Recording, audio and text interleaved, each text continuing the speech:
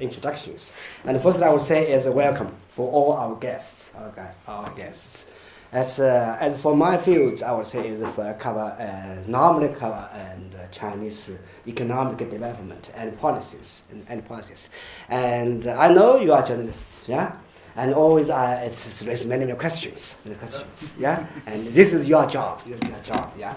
And before it's well in the very limited time, I would like to respond any questions related to economic development and also including middle class topics. And before my presentation, I would like to invite two questions. Yeah, two questions. Yeah, any questions on Chinese economy, on middle class, please. Yeah. I'm interested in your view of whether China can successfully, or how quickly it can successfully move toward a more consumer-driven economy, okay. Away from Yeah, the investment from the government in manufacturing and real estate and so forth. We've heard that this is something that China wants to do and needs to do. We haven't really seen, I don't think, any appreciable movement in that direction, but we hear it's coming. Yeah, okay. Right? What is your view on No, that? okay, yes. Yeah, I just take the second one, please. I'm interested to know whether the Chinese model of a rising middle class, if that offers, if the way that was done offers any lessons or not for other potentially rising middle classes around the world. What can be learned and what maybe can't be learned or is different about China than other developing countries? Right. Okay. Let me respond my point of view to your first questions. First one, I would say it is unlikely for any government to change Chinese growth models. It means Chinese economy is based on manufacturing and investment-driven models. Nobody can change it. Why? Yeah? Why? Yeah. First one, the income per capita for China still is very low on national level, on national average levels. The United States GDP per capita for today is more than 50,000 US dollars. And infrastructures are, so perfect in United compared with China's conditions. And on the national levels in China, GDP per capita is now for this year perhaps is 7,500 US dollars. Still much lower. Yeah. This is the first one. It means how to increase ordinary people's wealth. How can they produce? Without manufacturing capacity, no any sector can produce more wealth for ordinary families, such as automobiles. We can compare two countries for automobile per 1,000 people. In China, maybe what I would say is 80 or 70, even 50 automobile for 1,000 people. For the United States, it's 700 automobiles for 1,000 people. How can China produce more automobiles for ordinary families without a manufacturing base? So this is the first one. And for global point of views, including the question you raised, and also including World Bank and IMF, they always emphasized and repeated again and again on China's model to shift from production to consumption, from manufacturing to service sectors. But the real question is, how about income for ordinary Chinese families? Low income means low demand for service. Low income means low consumption preferences. So first, I would say, is to raise income for Chinese families. So after, I would say, if GDP per capita for China will be very similar set of the high-income countries, we would like to say the Chinese model will be completely shifted to consumption-driving models and service sectors instead of today's and realities. This is the first one. This is my response. Of course, you can raise different point of views. And the second one to our guests. Is it possible for any developing economies to learn the lesson from China in terms of middle income class, I would say no, impossible. It is unlikely for any and low income countries and developing countries to learn China's lesson. I may list a couple of reasons. And the first one, the family policies in China for the past 30 years, it means one couple, one child policy. One couple, one child policy means the guarantee for human capital supply. This is the guarantee for human capital supply because all Chinese families will focus on their wealth, on their kids' education. Yeah. And also we can compare any low-income countries, normally with more kids in for one families. It is unlikely for any low-income countries to change these policies. I would say, it will take 20 years for low-income countries that can learn a lesson from China. So this is very, very difficult for other countries. And the second point I want to say is based on higher education expansion in China in the past 20 years, and 15 years. For today, the human capital supply plus more research and development funds in relation to national total output is still now is very, very high. So I checked. No any middle income countries increase their funds on science and technology activities. So in terms of a couple of indicators, so I would say it is unlikely for any developing country to learn the lesson of China just in one generation, in my generation. So China changed everything in one generation, just in my generation. It's been 20 years.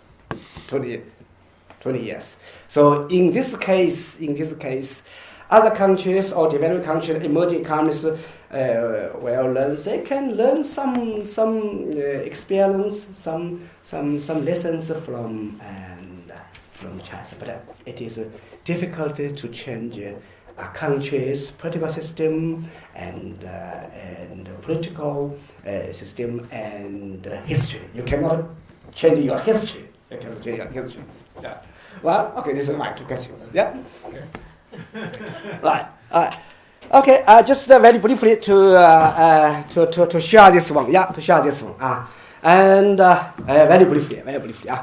And just to share this one. Yeah. So what is it? Well, the real question is the incentive for ongoing discussion of middle income countries. Just very briefly list here. I will contribute something. Now, this is very clear. Yes. So this is for the how about the progress of China's economic growth. Yeah, in 2000 means 13 years ago. China's GDP per capita was only $1,000. Yeah, $1,000 in 2001.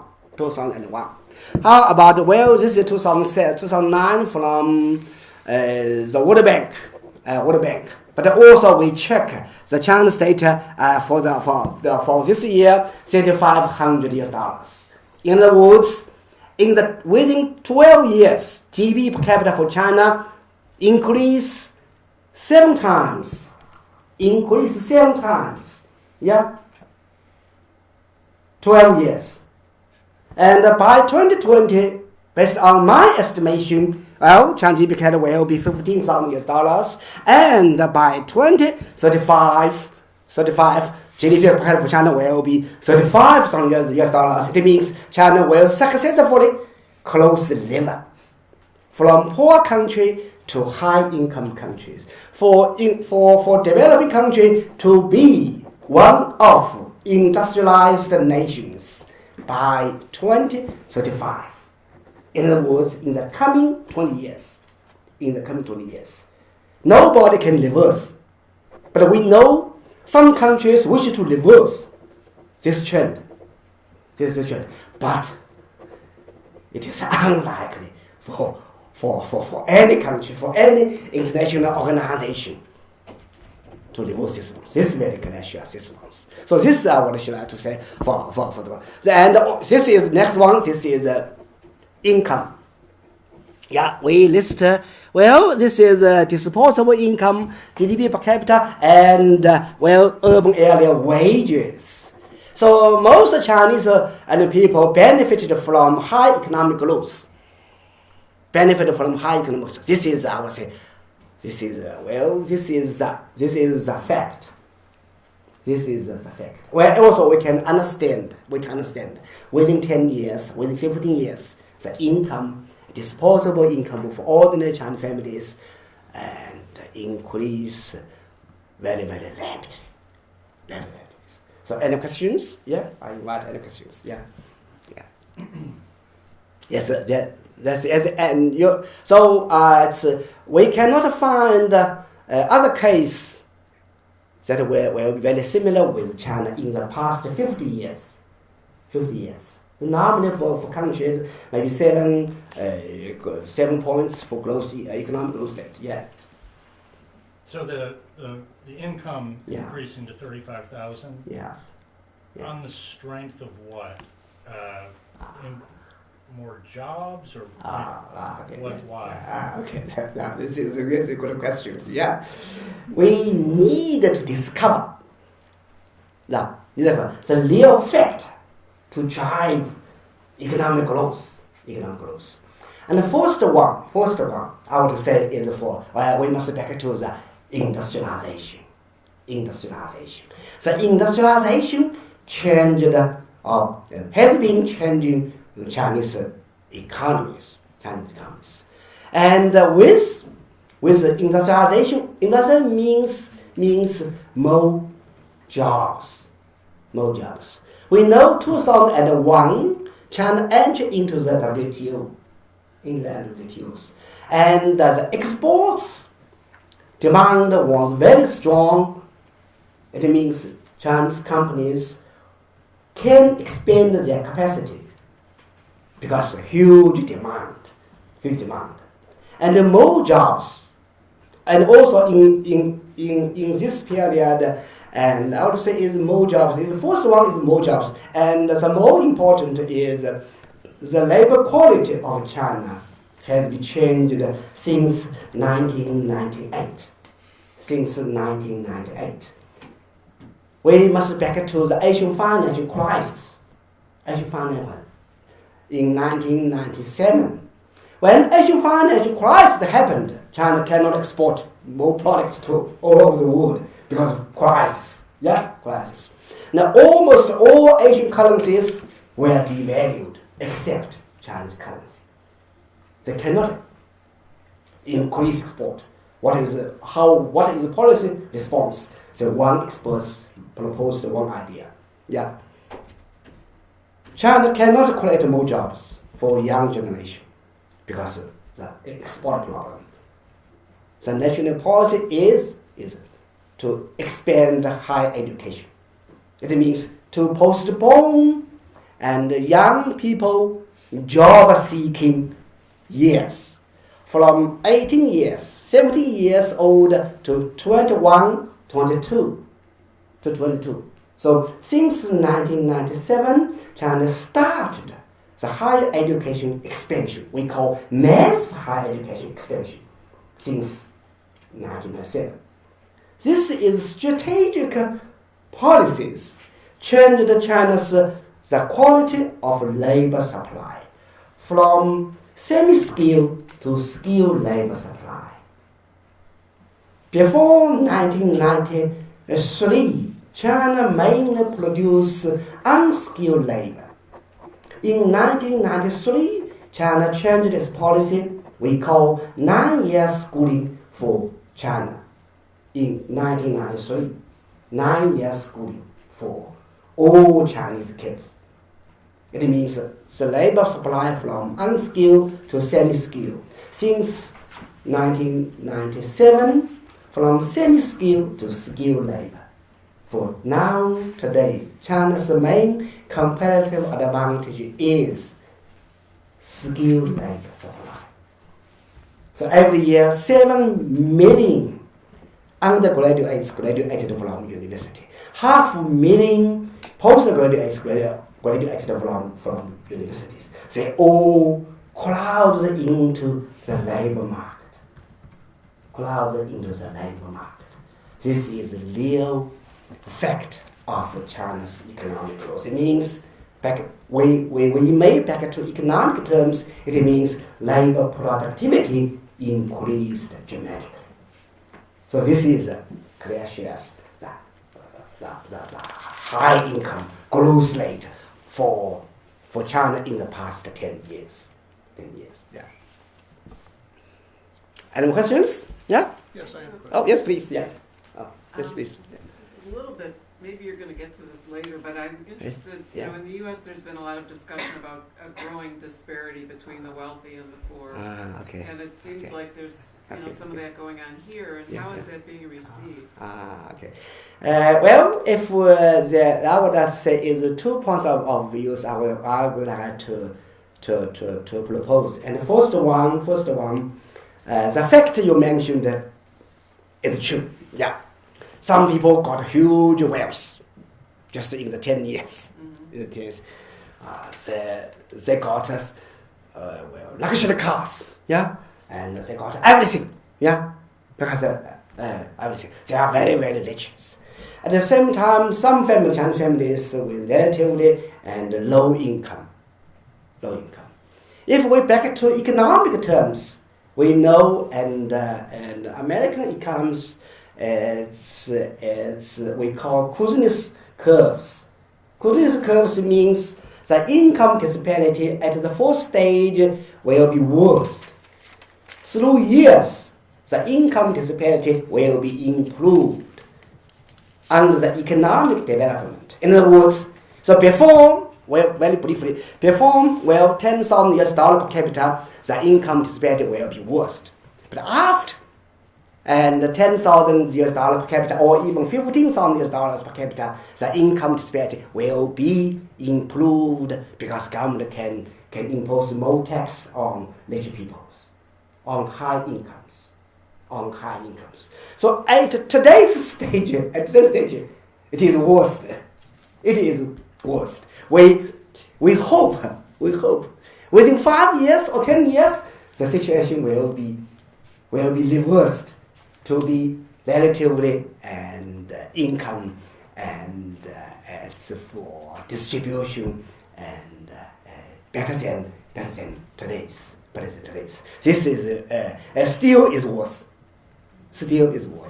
But for the government policy now is where China is and also imposed we call is income tax on high income and groups. But still the highest for China now is 45% of income tax. Still lower than other countries. Still lower than the United States. It's very similar, yeah. The highest income tax, yeah. A little higher on the nominal rate.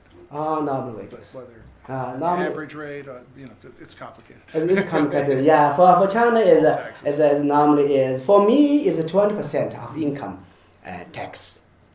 For normally for professors.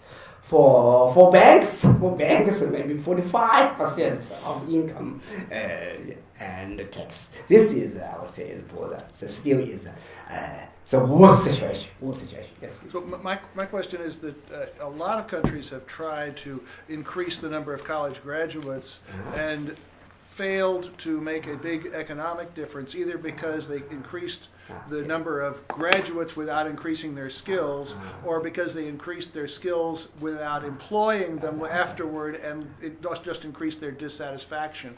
How do those elements fit into the Chinese strategy? Okay, this is as we also studied and global pictures. I would say we may discuss or we may mention the national economic and with what I say is economic packages, such as is agriculture based or service based or manufacturing based. If the country economy is based on manufacturing factors, it means more jobs for scientists and engineers. If the national economy is based on service sector, such as Latin American countries like Argentina, their economic picture is based on service sectors, and the less scientists and engineer supplies, so they may face the situation as you proposed, because no real demand because no manufacturing or less manufacturing activities means less demand for scientists and engineers. But in this country, in China, China's economy still is manufacturing and based economies. More jobs in manufacturing sectors, such as scientists, engineers, technicians. So they are very easily to find their job in industries and societies. If we check all over the world, manufacturing-based economy for today is China, Israel, Japan, and Korea, and Germany. Just around 10 with Sweden and Switzerland. And this is what we call manufacturing-based economies. So they can provide more jobs for high quality and engineers and technicians. If the situation, as our guest mentioned, more supply of scientists and engineers, but less demand, so they cannot find their jobs in their society. They have to move to the United States. They have to move to European countries to find their jobs. But if this situation will be permanent, so these countries cannot find a good opportunity to speed up their local manufacturing activities. So without a strong manufacturing activity, it is unlikely for any country to increase their income. So this is my point of view. Given the fact that the global economy right now is slowing, in fact, other than the United States and China, really we're not seeing growth in Europe, we're not seeing growth in Japan, Latin America is suffering. If that were to persist, that is, if the global economy were to continue to slow or fail to grow for years to come, how would that affect the ability to increase income for middle income or for middle class Chinese in the years ahead? This is I would have two points of view I would like to make. Without strong economic growth in China, the global economy will not be recovered. This is my point of view in today's world. Without strong Chinese economic growth, the global economy cannot be strong recovered. Two reasons. If China's economy will be strong recovered, it means China will increase import from two sides. One side from the United States, from Germany, from the European Union, import more machines, aircrafts. And the second side, China will import more oil and raw materials from developing countries. If China stopped here, we just suppose China stopped here, less demand, less import from the United States, from European Union, from Japan, of machinery and products. China stopped imports of raw materials like iron ores and copper, aluminum. How about developing economies? They cannot sell their raw materials to any country as a big buyer as China. No. The global economy is stopped here. So only one way Chinese economy must go forward. This go forward for China and as well as for global economies. Just to follow up on his question, one of our earlier speakers was talking about overcapacity in Ah. manufacturing, so how do you address that? Well, this is as a popular point of view is discussing about China's overcapacity. Overcapacity mainly is China's manufacturing sectors. Overcapacity is China's manufacturing sectors. It means China, in the past 10 years, China built mass capacity of manufacturing industries. So their problem for today is this year, China's economy is slowing down. Slowing down means today's capacity is more than their demand. The overcapacity problem to be a serious one for this year. But now, for policy making sectors, how can we resolve overcapacity? What is your idea? Well, that's what I'm asking you. Yeah. Okay, the idea is if the economy will be slowed down for the next couple of years, the overcapacity will be worse than today's. The only one way, keep economy go forward to create more demands for overcapacity of China's manufacturing sectors. This is one in domestic side.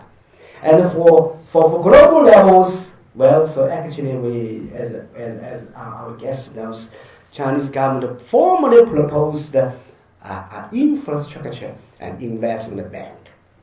It means China will provide a loan to many developing economies to improve their local infrastructure projects. And China can export more products for these countries. They need Chinese and steel. Yeah, they need China machines. They need China rail trains. So this is actually China wishes to resolve overcapacity through global cooperation, mainly with developing economies, mainly with Asian and countries. This is one of and policy and methods. One of policy methods. So this is I would say for the better idea is the Chinese government and global and society are facing China's overcapacity. They say, no, we should stop economic growth. We should slow down and economic growth. It will be, I would say, will be give high pressure on global economy in recession. So under this situation, so my idea is just go. Yeah. So not stop here. If we stop here, it means deflation and deflation and overcapacity and less jobs. And it is unlikely for government to provide more jobs for undergraduates and postgraduates. This is today's situations. Okay. Yeah. So okay. Yeah. If no more questions, I will continue. Yeah. Well, this is we share for this. We mentioned for the income disparity, but at the same time, I would like to say that is a sizable income for increased for ordinary Chinese families, even for poor families, even for families. And daily it is possible for China, even for countryside, I would say is $10 for one person, even for the countryside, for daily incomes. But 15 years ago, we will be much small numbers. So in other words, and almost all Chinese ordinary and people benefited from economic growth because they increased their income. Under the World Bank standards, they mentioned $2 per day But in China now, at least most of Chinese and all the families with more than $10 per day. This is a progress. This is a progress. But 10 years ago, 15 years ago, also $2 for ordinary Chinese and peoples. Well, this is a progress, yeah. And the last one, as it comes, I would like to emphasize, yeah. It means the prosperity to high-income country can only be built on the higher productivity. That's true. Yeah? High productivities. Without the improvement of labor productivity, so the Chinese families or household cannot increase their income. Increase their incomes. Yeah. Well, next one is the most schooling, as I mentioned. That's very clear. This is schooling. China's today's schooling. Yeah. And the first one culture here is senior secondary schooling. It is what it means as promotion rates in 1990. Yeah, on 27%. 27%. And the junior secondary school on 40%. But how about today? Yeah, for high senior and it's secondary schools, and I would say is 87% of promotion rate. And for the juniors is 88. So in other words, in today's China, and most of Chinese kids, if they wish to go to senior high schools, they can go. Yeah, they can go. For coast areas in China, coast areas now is 12 years schooling. For coast areas, for inland is 9 years schooling. For coast areas, for urban areas, now move to mass higher education. For today's China is 30% of higher education, and that means in all Chinese kids aged 18 years, 30% of them can go to university. That's very high in compare with the poor countries, in compare with developing and levels. So actually, education made a great contribution to China economic growth, and also is one of the reasons we can explain China's labor productivity improvement in the past 20 years. We can check World Bank economic and data, yeah, and most of developing economies with very low and education levels. But China's education, I would say, is approaching to that of European Union levels for today. To European Union levels. That's clear as for the one. This is now we mentioned the number of new students for the enrollment. It's very relatively now in China, as mentioned, is 7 million and undergraduates every year. Yeah. A basic question, but Yeah. who is going to university? And how would a student end up, say, at this university? Okay. Mostly coastal students. I mean, how does it happen? Well, this is as the education systems and as for the China's situation is very similar with that of the United States. China is carrying out we call national higher education entrance examination. In the same days, all Chinese kids must participate national and higher education entrance examination. Who can go to this university? Yeah, based on their study records. If they can pass, if they can get high records of national higher education and examination, they can go to this university without any conditions. Without it. This system, so actually it's established back to long years ago, maybe 1,000 years ago. Yeah. But in 1978, Chinese education reopened. It means now all kids can participate in national and higher education and examinations. Yeah. Through national examination, and kids can go to different quality of universities. In 1978, I was admitted into 19 universities through national and high education examinations. Yeah, because I was very hard. Yeah, very high. Yeah, so I can go to top universities, even for today, Yeah, this is national levels. Yeah, this is relatively, it is fair.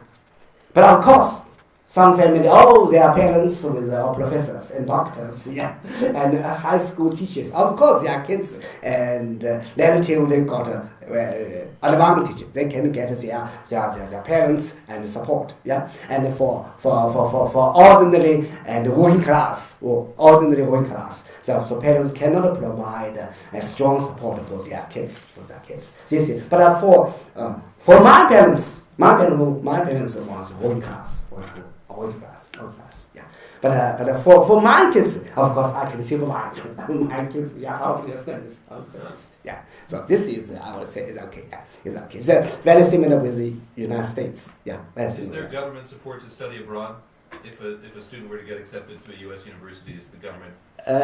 Well, this is, I would say, is two response. First one.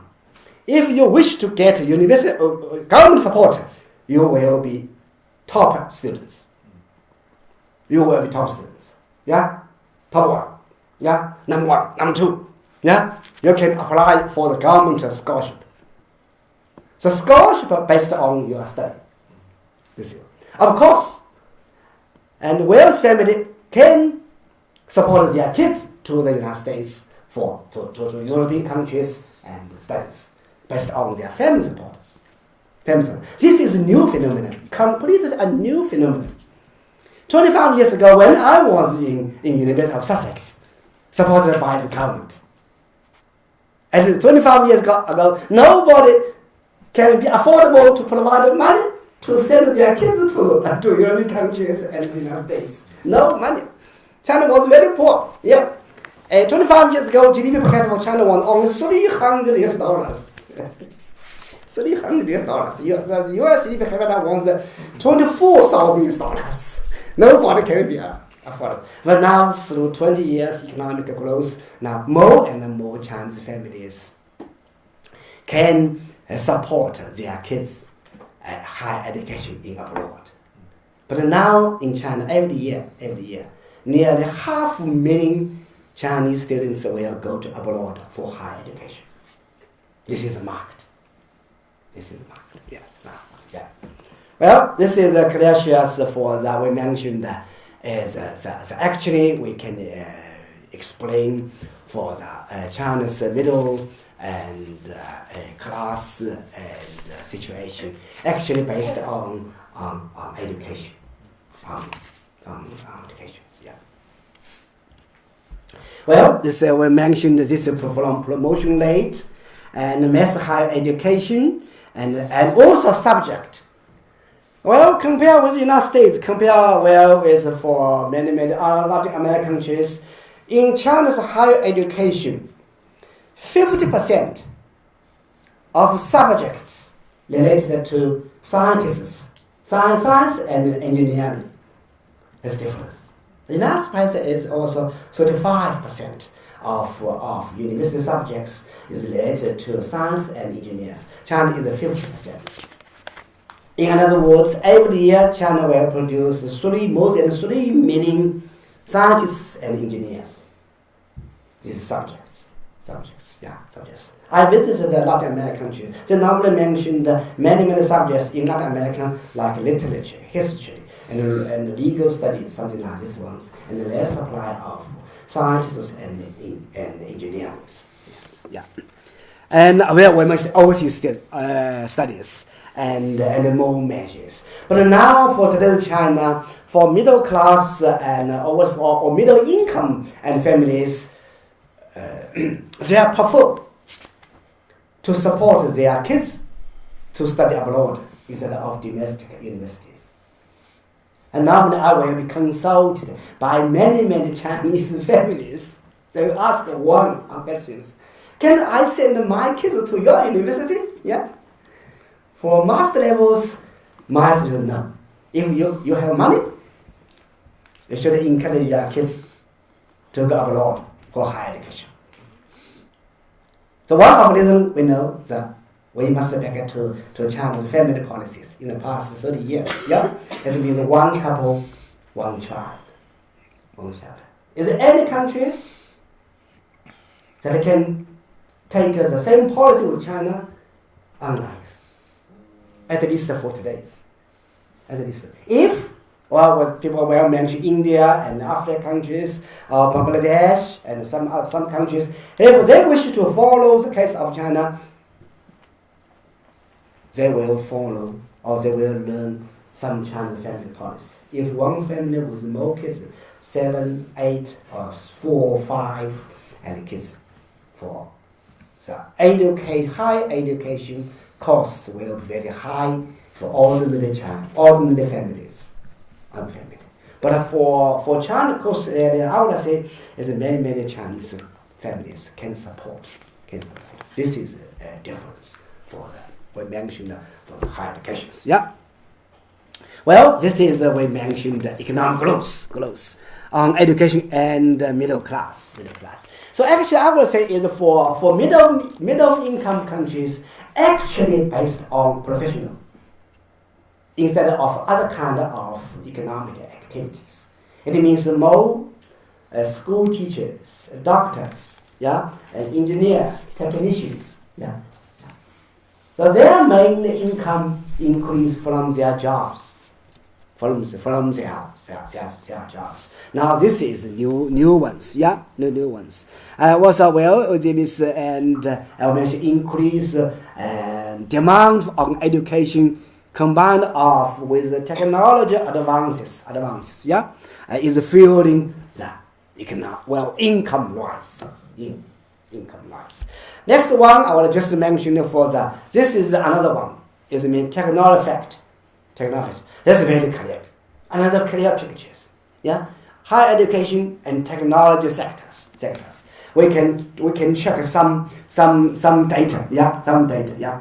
This is we choose a couple of economic indicators. First one, R&D as a person per million population. Next one is R&D as a relation of GDPs. We check an R&D to GDP ratios. That's very clear, yes. Yeah. Even for France, 2.05. How about China? Yeah. In 2008, China was 1.44. But for the last year, China's R&D expenditure to GDP ratio increased 2.8, a little bit higher than that of France, higher than that of United Kingdom. So in other words, China is becoming one of innovating countries. More money spent on science and technology activities. How many years does that take to? 20 years for China. In 1990, China spent less money, so 0.6% to GDP ratios. This is 20 years ago. Yeah. But since the end of these centuries, and clearly with a high income, with high economic growth, so China companies and universities and governments increase their spending on science and technology activities. So their expenditure increased. But just 10 years. Yeah, just 10 years. Yeah. And also we can check how about United States. United States is 2.82, is still very high. For this figure, for United States, perhaps it continued for half centuries, 50 years for United States. This is why we can understand the United States still is a dominant of new technology innovator, because spend more money on technology and also increase more scientists and engineers in these sectors. Without, as well as economists will know, without strong input, you cannot expect output. That's clear. That's very clear. Yeah? With more input, it means more funds, more scientists and engineers in these fields. We can expect more new products will be produced, will be designed. Yeah, and also can check how about even for Korea. Korea is very high, so we can understand. Korea is becoming one of new technology innovator. Yeah, new technology innovator. We can check 3.21, still high. Yeah, still high. Even Singapore is very high. And also we can check R&D number of persons per 1 million populations. Well, United States, is very high. Is more than 46 more than 4,600 and scientists and engineers. Engineers. Yeah. How about China? Yeah. Well, as 10 years ago was 1,000. For the last year, increased to 2,000 of scientists and engineers in new technology activities. In other words, this is clear shows we can understand. We will be very confident. We will be optimism on China's economic growth.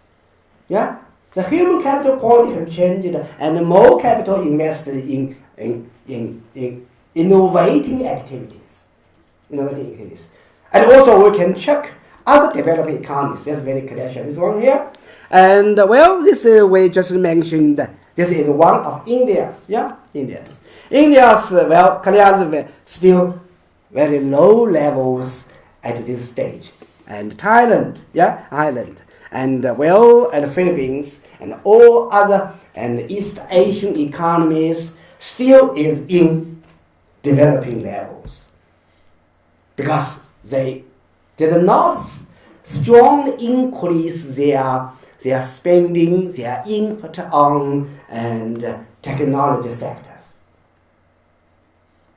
So from both sides, from higher education, from technology sectors, I would say is that China stand between developing economies and industrialized economies. We stand in the middles. In the coming 10 years, Question. Yes. In terms of spending money on R&D, Yes. it's only one kind of measurement, Yes, right? How do you measure the quality of R&D? And that's usually through patents and trademarks. So how do we know that the money that China is putting in is actually leading to quality output? So how to measure the output of R&D? There are two main indicators. One, normally people mention patents. I would like to say patents and published papers just one side. The most important side is labor productivity increase.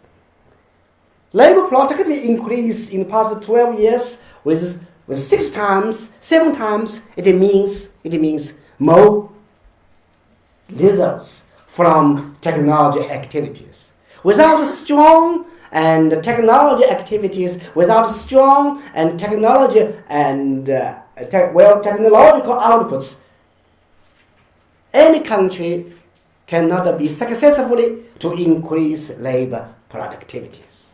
Yeah, and sometimes people will mention patents, like new products. But I would to say, I'll just give you one case. Our guest may come to Shanghai, may come to China for the first times. If you have time, you can go to not far away from this campus. Is we call we call it is information or electronics and supermarkets. There are so many electronics and products. Next year, you come to this place, you will find products completely changed. It is new products. So every year, because China is we mentioned for today's is a market competition is very, very serious. So all companies must produce new products. In China's R&D proportion, more than 70% from companies, more than 70% from industry and sector, instead of from the government levels. So this is the market competition. Market competition. We know this is for all over the world. So this is what mentioned for that. Of course, if people and choose and patents, China turns to be the second largest patents and application after the United States. So opposite of Japan.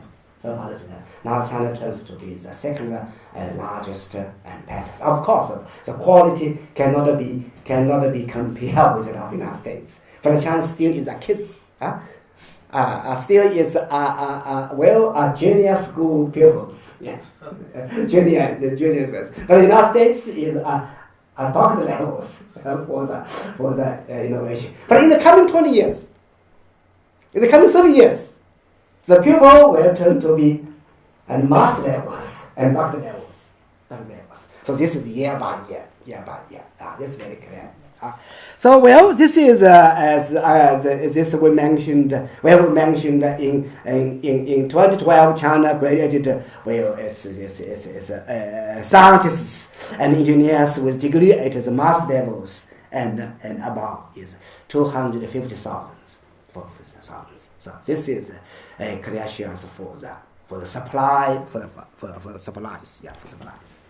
Well, this is we mentioned for the two two sides. Yeah. The next one is how about, as our guest mentioned, how is the quality? How can we measure the quality? Well, the exports market can be one of the measures. Well, this is China's exports. The picture I would like to discuss. We just mentioned three main products, and light textiles, like our shoes, and clothes, and t-shirts, and jeans, This is light and so miscellaneous like toys, and another is machinery and electronics. For today's China, most exports from machinery and electronics instead of light industries and miscellaneous. So China actually is upgrading its exports. Exports is the global market. It's the global market based on your price and your quality. If low quality, high price, you cannot sell. For today's China, very clear shares China's competitive advantage from miscellaneous and lighter industries to machinery and electronics. That's very clear shares. The largest exports products from China tend to be machinery and electronics. This is a competitive advantage based on high labor quality and research activities. So this is a clear shares for the and also if possible we can mention U.S. exports. U.S. exports mainly from machinery and electronics. Also from machinery and electronics. China perhaps now to be the after United States, Japan, Germany, and China will be ranked in the fourth. More exports of machinery than that of France and the United Kingdom. China turn to be the fourth. But I would say in the coming 10 years, China will turn to be the second rankings in machinery exports. Exports. So this is, please. When you talk about improving the exports of things that are made in China, I think right now in the U.S. there's this perception that Chinese-made goods are not of high quality. So it's cheap electronics, it's unsafe toys, it's fake luxury purses, that kind of thing. So how do you change that perception? And are there efforts in China to get rid of some of those kind of Okay. This is the China's faked and unsafety. This job is journalist job. Not real life. Yeah. If most of China's products will be faked, unsafe, how can we survive for today?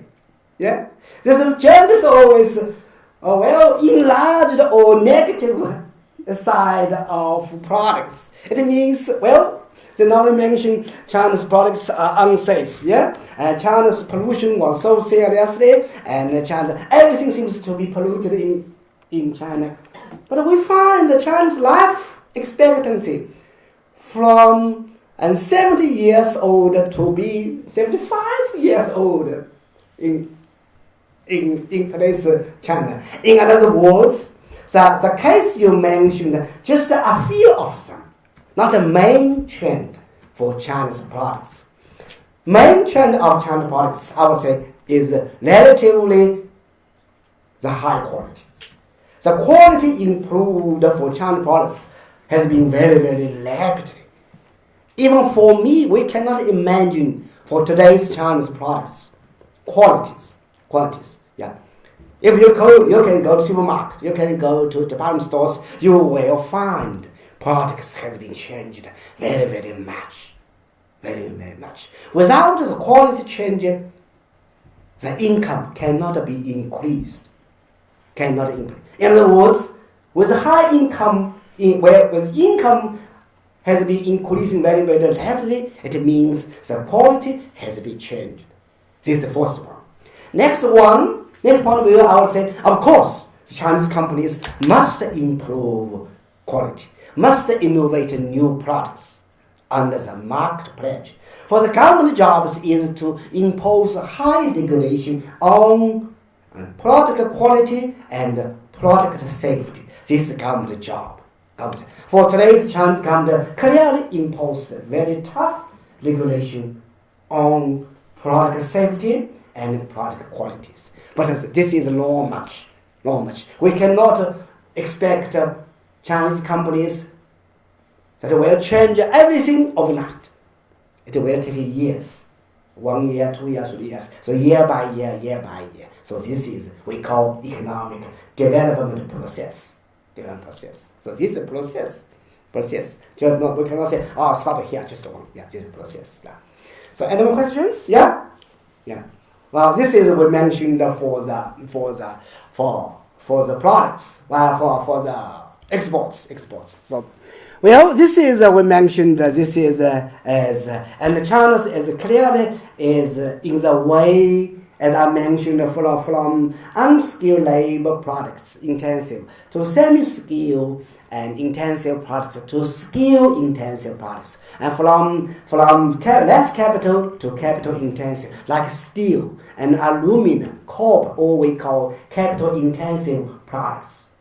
Yeah, and this is and now towards more technology and oriented products, more the technology-oriented products. Yeah, with the growing of and high education and R&D intensity to GDP ratios. So this is clear shares for this one. So for exports and of skill-intensive goods, such as rich countries, can be a source of growth for middle-income countries. This is a clear comparison between different economic development levels. Yeah, we normally mention the income chip for middle-income countries like Latin American countries, like Brazil, Mexico, and Argentina.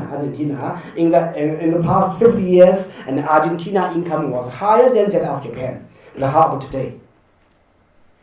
If we if we check all new products, and less new products, even no new products from Latin American countries, because they established a less strong base for manufacturing sectors.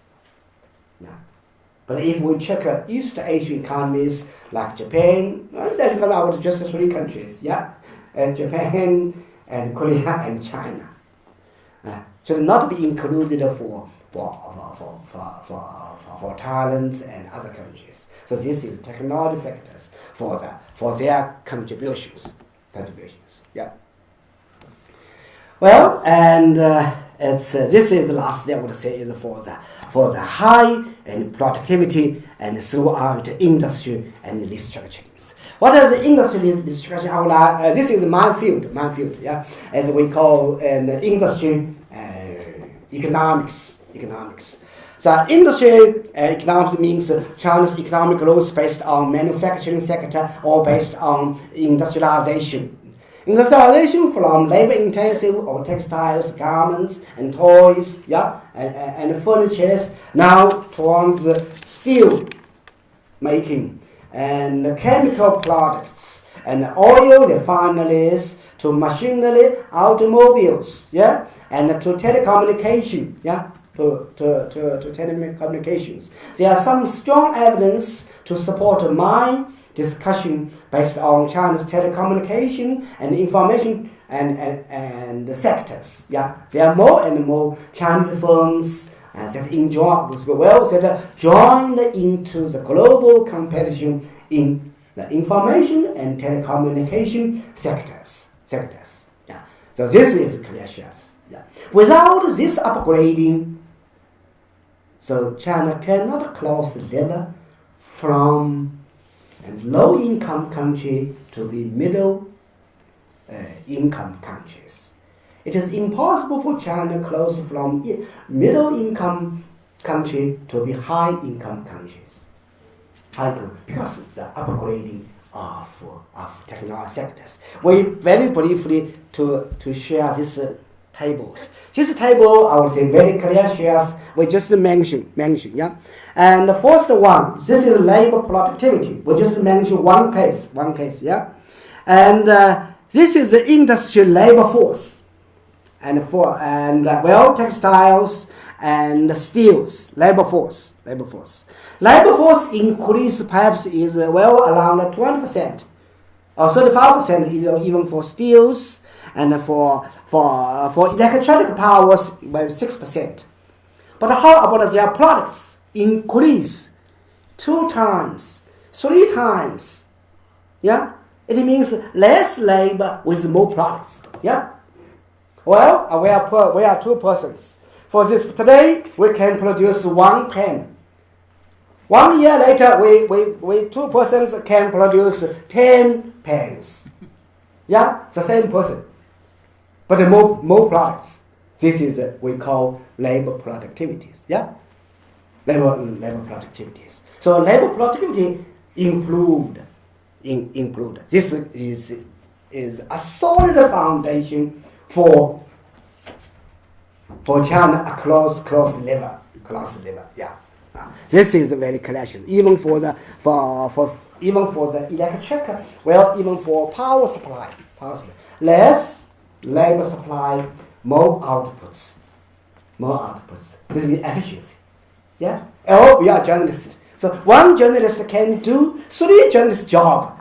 This is labor productivity. We already did that. This is labor productivity. If poor countries and 3 journalists do 1 job, We've already done that too. What is the breakthrough product for when you become a consumer-oriented? Is it automobiles or is it personal computers? What's the most important? Okay, this is a good question. Now let me ask one question. How about the next round of consumption? So actually, the real question our guest mentioned. Now, computers and TV sets and air conditions, and washing machines, and refrigerators, and well, Apple and computers, laptops, already popularized. Every family got everything, air conditioning, TV sets, and for families maybe 2 or 3 laptops because low price, low price. So bigger one, automobile. Bigger one, automobiles. But now, and more automobiles. 11 years ago, I bought my first automobile, first Volkswagen cars. At the city, 11 years ago, in School of Economics, in my school, only 5 professors got their cars. But now, I cannot find a parking place. Why? All secretaries occupied all parking areas. Because they must go to office very, very on time, before 8 o'clock. When I drive my car into parking areas, down here, around it, and back to ground, with no parking areas. No fine. So these are automobiles. This is next round. Next round. This is consumption. Also consumption. But the real question is, no laws. More automobiles, no laws. What can we do? Consumption or investment? Investment on laws. More laws. So this is why we can give my answer to the question, for your first questions mentioned, and consumption or and and investment. This is a very clear choice. So, any more questions? Yes, please. This is related to more of the education side of things.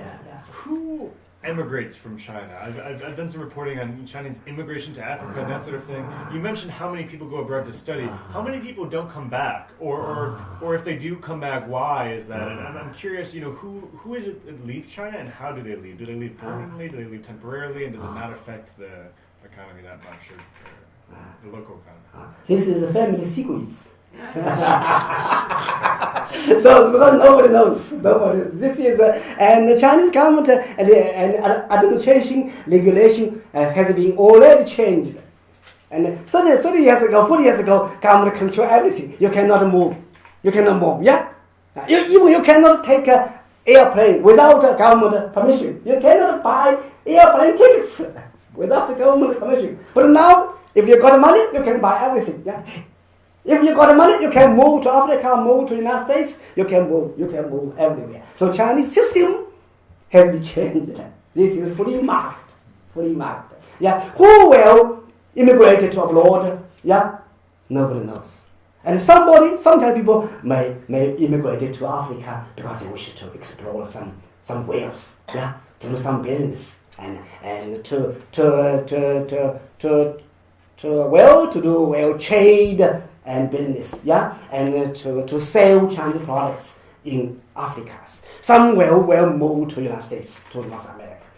Somebody with huge money from underground, they will move to United States for safety. But now it's not safety. So United States is not the criminal safety hub. But now United States, North America still has been regarded as a safety hub for criminals, for criminals, but not for the tomorrows. So this is the market. It is difficulty to get real information. Who will go there? Who can go there? But now and more, and we call a new wave of globalization of people.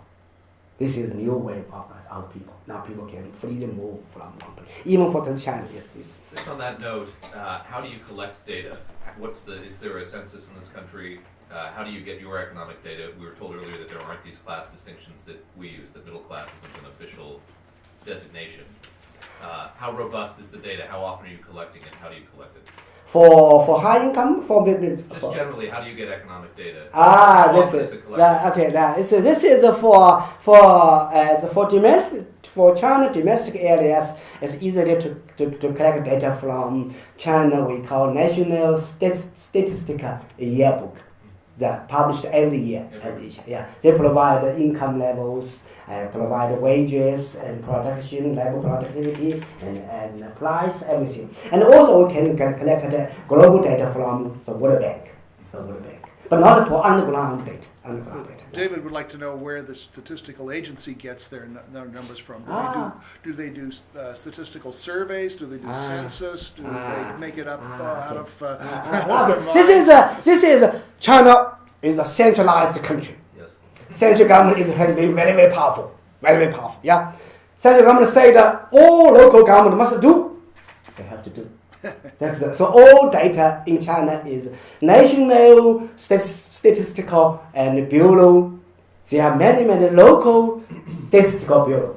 They collect every day data from this is law. The China passed the statistical law. So all companies, whether foreign owned or domestic owned, must report their collected data to government levels. This is the law. So government officially collected data. Yeah, they published. This is just a start. It was started in 1978. Before, no data, nobody knows. So since 1978, Chinese economy, Chinese and political systems start to be, we call formal ways to do business, to do many things. Yeah. So any more questions? Yeah. If no question, I have to stop here. Thank you for your thanks. Yeah, thanks.